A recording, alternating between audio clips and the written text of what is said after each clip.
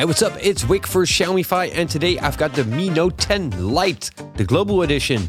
Is this as good as the Note 10? Well, let's find out. Let's go. So here I've got the Mi Note 10 Lite. It's a very familiar looking design, as I've got the Mi Note 10 right here, and you can kind of see the similarities. The Mi Note 10 Lite is 157 by 72 by 9 millimeters in size, weighing in at 204 grams. It's got a 6.47-inch curved AMOLED display with a 1080 by 2340 resolution and a brightness of 430 nits. Just like on the Mi Note 10, it's got an in-glass fingerprint scanner on the front of the phone. And just like on the Mi Note 10, the Lite has got this curved display, which you can especially see very well when these apps kind of glide over the edge. Looks pretty cool, but definitely needs a few days to get used to. On the inside, it's got a Snapdragon 730G processor with either 6 or 8 gigs of RAM and a storage of 64 or 128 gigs. It's got that same huge 5260 mAh battery as on the Note 10, and it supports 30 watts quick charging, which is a nice touch to see on this Lite version. On the front, it's got a 16 megapixel selfie camera, and on the back, it's got a 4-sensor camera setup. Here you'll find a 64 megapixel main camera with an f1.8 aperture, an 8 megapixel ultra wide angle camera with f2.2 aperture, a 5 megapixel depth camera for calculating depth in portrait images, and a 2 megapixel macro camera. It also comes with a 3.5mm headphone jack in the bottom of the phone next to the USB-C port, and an IR blaster on the top of the phone. It's also got NFC, it's got Bluetooth 5.0, and it runs MIUI 11. So how is the phone in use? Well, the phone is pretty much placed in the lower end of the mid-tier phone, so it's definitely not the best flagship processor, but it is alright. It managed to keep up with all daily tasks. I mean, I could even play some games on it, like PUBG, like I'm doing right here. And it did pretty well, actually.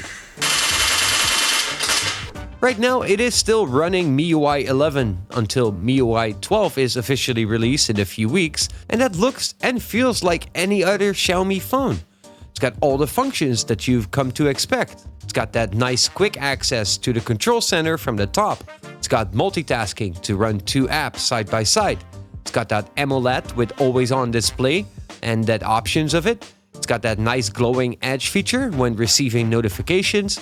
It's got that 2-finger swipe to take screenshots. It's got all the Google apps pre-installed on this global version of the phone. And it's got pretty much everything that you're familiar with by now.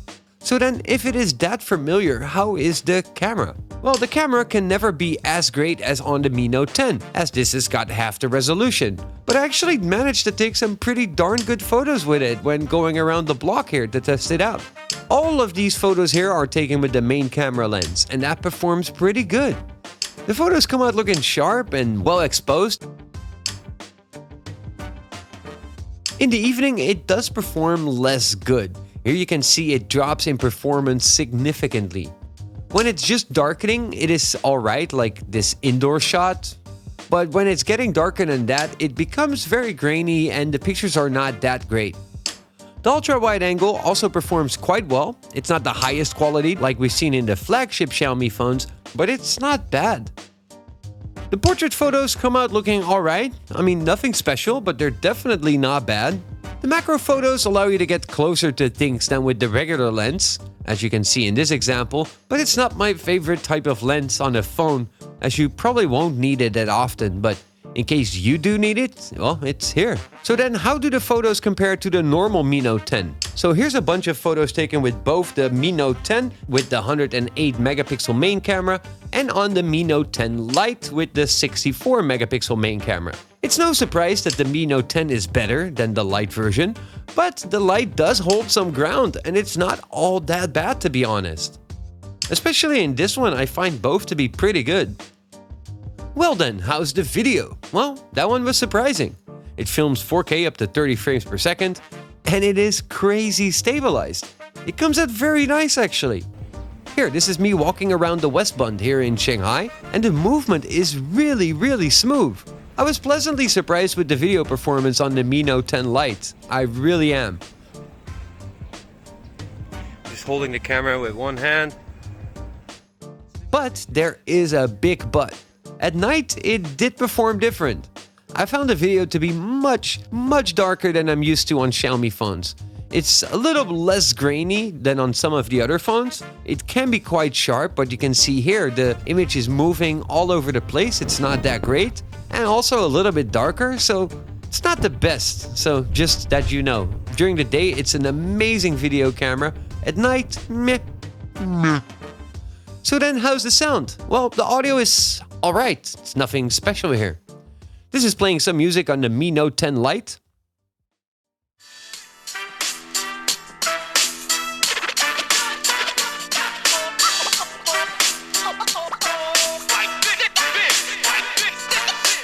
You can hear it was alright, it's pretty loud, doesn't sound all that bad. But ever since the Mi 10 Pro, I'm really just spoiled as that audio was just too good.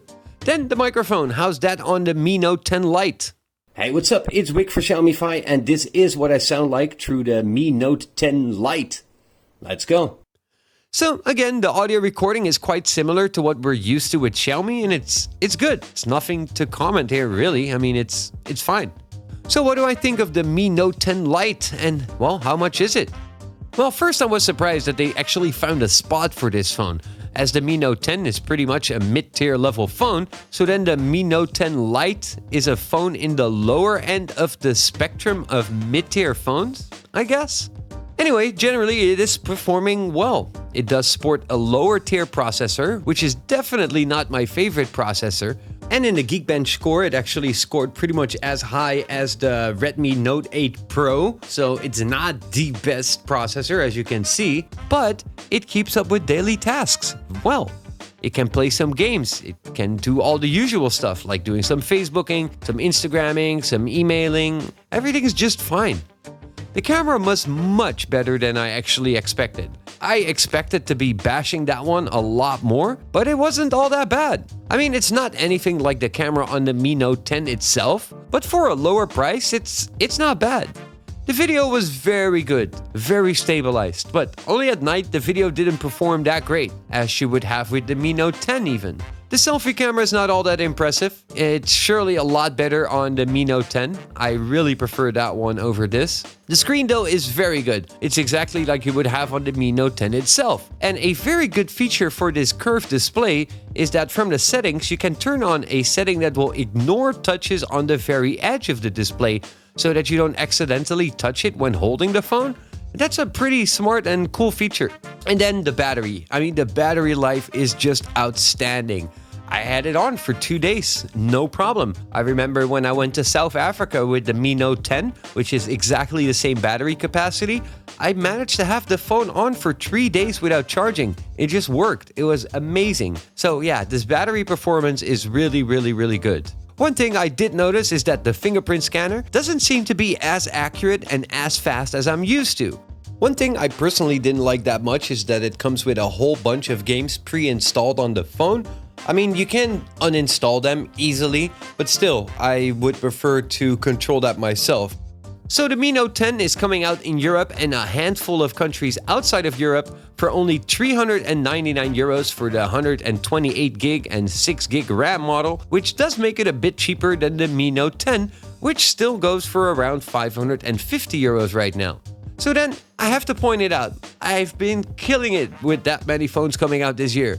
But even for me, this stuff is getting confusing, and I feel that Xiaomi is releasing a few phones too many this year. But nonetheless, you could go and check out some of my other videos. I've got a review on the Mi Note 10 that you can find right here. I did the Mi 10 Pro, which is almost around 1 million views right now, so that's cool. Thank you guys for that, and you can check it out in case you have not. And I recently did a review on the Redmi Note 9 Pro and some other reviews that you can all find right here. Now let me know what you guys think of the Mi Note 10 Lite in the comments below this video. Do you feel like this is exactly the phone in the right price category for you? Or would you be interested in any other phone? Let me know down here in the comments. And if you like this video, don't forget to leave a like below the video to show me that you liked it. And if you're not subscribed to the channel yet, well, know that you probably should. As always, thank you guys for watching, and I hope to see y'all soon. Peace.